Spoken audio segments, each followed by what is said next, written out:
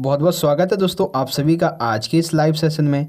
आज हम बात करेंगे बच्चों क्लास 11th का ज्योग्राफी सब्जेक्ट की जो हमने एक सीरीज़ चला रखी है most important MCQ question answer की, आपके कंप्लीट सिलेबस से 200 प्लस एमसीक्यू की। ठीक है, तो ये उसी सीरीज़ का एपिसोड नंबर है 5th, जो कि आपके टर्म 1 2021 के लिए काफ़ी इंपॉर्टेंट क्वेश्चन होने वाले हैं। तो बच्चों आज के इस लाइव सेशन के लिंक को अपने सभी दोस्तों के साथ शेयर कर दीजिए और उनसे भी कहिए कि यहाँ पे ज्वाइन हो जाए, क्योंकि यहाँ पे ज्योग्राफी के इंपॉर्टेंट एमसीक्यूज करवाए जा रहे हैं। तो चलिए स्टार्ट करते हैं आज के इस लाइव सेशन को। तो देखते हैं बच्चों क्वेश्चन नंबर फर्स्ट। पहला प्रश्न है बच्चों यहाँ पे हमारा, भारत की स्थल सीमा की कुल लंबाई कितनी है? 15,200 किलोमीटर, 16,200 किलोमीटर, 17,200 किलोमीटर, 18,200 किलोमीटर। तो बच्चों देखिए मैंने आपको प्रश्न भी समझा दिया, ऑप्शन भी समझा दिए। अब आपको जो आपका राइट आंसर लगता है वो आप लाइव चैट में आके या फिर कमेंट बॉक्स में आप अपना राइट आंसर भी बता सकते हैं। ठीक है, तो यहाँ पे देखते हैं भारत की स्थल सीमा की जो कुल लंबाई है वो है 15,200 किलोमीटर। ऑप्शन फर्स्ट हमारा राइट है।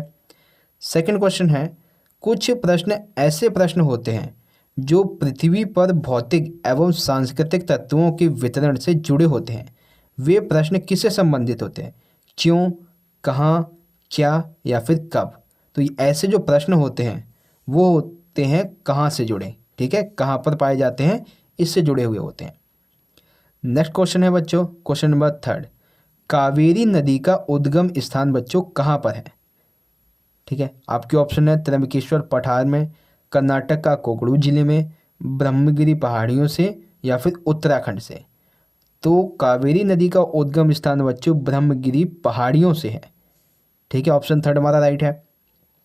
नेक्स्ट क्वेश्चन है फोर्थ, भीतरी ग्रहों के बारे में सही विकल्प का चयन कीजिए, यानी कि इनमें से कौन से भीतरी ग्रह हैं हमें ये देखना है। ऑप्शन फर्स्ट में है शनि शुक्र पृथ्वी मंगल, सेकंड में है बुध शुक्र प्लूटो मंगल, थर्ड में है यूरेनस शुक्र पृथ्वी मंगल, फोर्थ में है बुध शुक्र पृथ्वी मंगल। तो बच्चों जो हमारे भीतरी ग्रह हैं उसमें सम्मिलित है बुध शुक्र पृथ्वी और मंगल। तो ऑप्शन फोर्थ हमारा यहाँ पर राइट आंसर हो जाएगा। ठीक है, नेक्स्ट क्वेश्चन देखते हैं क्वेश्चन नंबर है फिफ्थ, देखिए पहले इसको अंडरलाइन करते हैं। तरल चट्टानी पदार्थ दुर्बलता मंडल से निकलकर धरती पर पहुँचता है। यह पदार्थ जब मेंटल के ऊपरी भाग में होता है तो उसे क्या कहते हैं? मैग्मा, लावा, ज्वालामुखी या उपरोक्त सभी। तो देखिए बच्चों जब ये पदार्थ पृथ्वी के ऊपर पहुंचता है तब तो ये हमारा मैग्मा कहलाता है, लेकिन जब ये पृथ्वी के अंदर ही होता है, ठीक है, तब इसे लावा कहा जाता है। तो पृथ्वी के अंदर लावा कहेंगे और जब ये धरती पे आ जाएगा तो इसे मैग्मा कहेंगे। ठीक है, मेंटल के ऊपरी भाग में ये मैग्मा कहलाता है। नेक्स्ट क्वेश्चन है क्वेश्चन नंबर 6, भारत का जो दक्कन ट्रैप है, भारत का दक्कन ट्रैप किस प्रकार के ज्वालामुखी का उदाहरण है? ज्वालामुखी कुंड का, बेसाल्ट लावा प्रवाह का मिश्रित ज्वालामुखी या फिर उपरोक्त सभी। तो भारत का दक्कन ट्रैप बच्चों बेसाल्ट लावा प्रवाह का एक उदाहरण है। ठीक है, ऑप्शन सेकंड राइट है। क्वेश्चन नंबर है 7, भारत का जो संबंध है वो किस प्लेट से है? ऑप्शन फर्स्ट है यूरेशियाई, सेकंड है अफ्रीका, थर्ड है इंडो ऑस्ट्रेलियाई, फोर्थ है हिमालय। तो भारत जो है इसका संबंध है इंडो ऑस्ट्रेलियाई प्लेट से। भारत का संबंध इंडो ऑस्ट्रेलियाई प्लेट से है। नेक्स्ट क्वेश्चन है 8 में बच्चों यहाँ पे देखिए गंगा नदी के बारे में कुछ कथन दिए गए हैं, उसके बाद हमें विकल्प का चयन करना है। तो कथनों के यहाँ पे हम सबसे पहले पढ़ते हैं। पहला कथन है, इसका उद्गम स्थान है उत्तराखंड राज्य के उत्तरकाशी जिले में गंगोत्री हिमनद से। ठीक है, नामकरण, देखिए नामकरण को देखते हैं। देवप्रयाग में भागीरथी अलकनंदा से ये निकलती है और इसके बाद ये गंगा कहलाती है। ठीक है, ये भी राइट है। थर्ड है, गंगा की कुल लंबाई है 2525 किलोमीटर। उत्तराखंड में इसकी लंबाई 110 किलोमीटर है, उत्तर प्रदेश में 1450 किलोमीटर है, बिहार में 450 किलोमीटर है। तो बच्चों देखिए सबसे पहले तो आपको एक चीज़ याद रखनी है कि इस क्वेश्चन में आपको 3 चीज़ें पता चली। एक तो उद्गम इसका कहाँ से होता है, नामकरण इसका कैसे हुआ और इसकी कुल लंबाई कहाँ कहाँ पर कितनी है। तो ये तीनों पॉइंट हमारे सही हैं। आखिरी यहाँ पे एक पॉइंट और है, महत्वपूर्ण इसकी सहायक नदियाँ। ठीक है, सबसे लंबी है चंबल, गलत। सबसे लंबी इसकी जो नदी है वो है यमुना नदी। सबसे लंबी जो सहायक नदी है वो है यमुना नदी, बाकी ये सभी अन्य सहायक नदियाँ हैं। तो हमारा जो महत्वपूर्ण सहायक नदियों वाला ऑप्शन होगा ये गलत हो गया। तो अब हमें यहाँ पे जो विकल्प चुनना है गंगा नदी के बारे में, वो हमें ये देखना है कि किसमें हमारे पहले 3 सही है। ठीक है, तो यहाँ पे हम देखते हैं ऑप्शन थर्ड में हमें दिख रहा है कि हमारे पहले 3, सॉरी ऑप्शन फोर्थ में हमें दिख रहा है पहले 3 हमारे सही हैं। ठीक है, पहला दूसरा तीसरा, ऑप्शन फोर्थ हमारा राइट आंसर है। क्योंकि ऑप्शन फोर्थ में बच्चों सिर्फ एक वर्ड की वजह से यमुना नदी जो कि चंबल के स्थान पे आनी चाहिए थी, इसकी वजह से आपका ऑप्शन फोर्थ गलत हो गया। ठीक है ना, तो महत्वपूर्ण सहायक नदियाँ सबसे लंबी है यमुना नदी और बाकी अन्य है। तो गंगा नदी के बारे में ये सभी बातें आपको पता होनी चाहिए। नेक्स्ट क्वेश्चन है क्वेश्चन नंबर 11। कुछ प्रश्न ऐसे भी होते हैं जो व्याख्या अथवा तत्वों के बीच कार्य कारण संबंध से जुड़े होते हैं, वे किसका उत्तर देते हैं? क्यों शब्द का, क्या शब्द का, कहाँ या फिर कब। तो जो कारण संबंध से जुड़े होंगे वो कहलाएंगे आपके क्यों प्रश्न। ठीक है, नेक्स्ट है 10। निम्नलिखित में से कौन सी लघु प्लेट नहीं है? ऑप्शन फर्स्ट है फिलीपीन, सेकंड है अंटार्कटिका, फोर्थ है अरब, थर्ड है अरब, फोर्थ है नजका। तो जो लघु प्लेट नहीं है वो है आपकी अंटार्कटिका। अंटार्कटिका एक लघु प्लेट नहीं है। ठीक है, अगला प्रश्न देखते हैं क्वेश्चन नंबर है 11। ज्वालाखंडिस्म क्या है?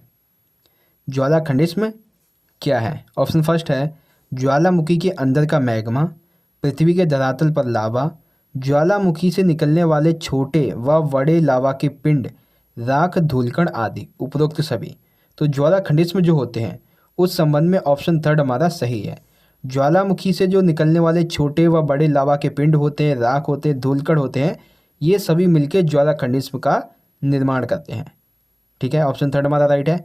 12th क्वेश्चन है माइका नामक खनिज मुख्यतः किस उपयोग में लाया जाता है? जल उपकरण में, वायु उपकरण में, खनन में या फिर विद्युत उपकरण में। तो माइका नामक जो खनिज है बच्चों वो विद्युत उपकरण में उपयोग में लाया जाता है। ठीक है, नेक्स्ट क्वेश्चन है 13। भूकंपीय छाया क्षेत्र किसे कहा जाता है? भूकंपीय छाया क्षेत्र किसे कहते हैं? ऑप्शन फर्स्ट है भूपटल का वह भाग जहाँ कोई भूकंपीय तरंग भूकंप पर अभिलेखित नहीं होती है। सेकंड है भूतल पर वह बिंदु जो उद्गम केंद्र के समीपतम होता है। थर्ड है भूगर्भ का वह स्थान जहाँ से ऊर्जा निकलती है और अलग अलग दिशाओं में बहती है। एंड फोर्थ है उपरोक्त सभी। तो बच्चों भूकंपीय छाया क्षेत्र के बारे में ऑप्शन पहला हमारा राइट आंसर है। भूपटल पर वह भाग जहाँ से कोई भी भूकंपीय तरंग भूकंप मापी यंत्र पर अभिलेखित नहीं होती है, भूकंपीय छाया क्षेत्र कहलाती है। ठीक है, क्वेश्चन नंबर है 14th है निम्नलिखित में से कौन सा ग्रेनाइट के प्रमुख 2 घटक हैं? ग्रेनाइट के इनमें से 2 घटक कौन से हैं? लोहा निकेल, सिलिका एवं एल्युमिनियम, लोहा चांदी, लोह ऑक्साइड एवं पोटेशियम। तो इसका राइट आंसर है सिलिका एवं एल्युमिनियम ग्रेनाइट के मुख्य घटक हैं। ठीक है बच्चों, नेक्स्ट क्वेश्चन है 15। पृथ्वी की आंतरिक संरचना मुख्यतः कितनी परतों में विभाजित है?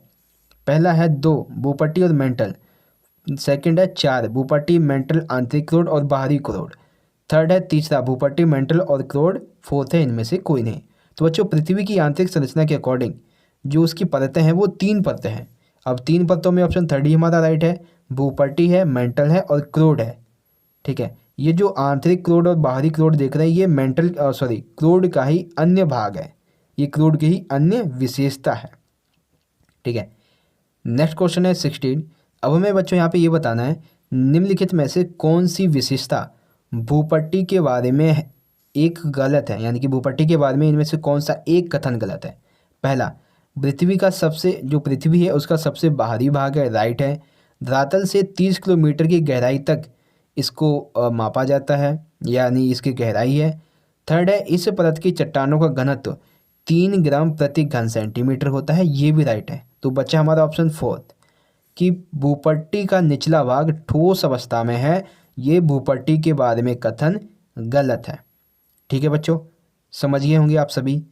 17 है, अब हमें यहाँ पे बताना है मेंटल की विशेषताओं के बारे में कौन सा कथन यहाँ पे सही है। ठीक है, तो चलिए देखते हैं, पहले अंडरलाइन करते हैं इसको। ऑप्शन फर्स्ट है, भूपट्टी से नीचे का भाग मेंटल कहलाता है, जो भूपट्टी से आरंभ होकर यानी कि 30 किलोमीटर की गहराई से आरंभ होकर 2900 किलोमीटर की गहराई तक जाता है। सेकंड, भूपट्टी एवं मेंटल का ऊपरी भाग मिलकर ही स्थल मंडल को बनाता है, राइट है। थर्ड है, मेंटल का निचला भाग ठोस अवस्था में है, इसका घनत्व लगभग 34 प्रति घन सेंटीमीटर होता है।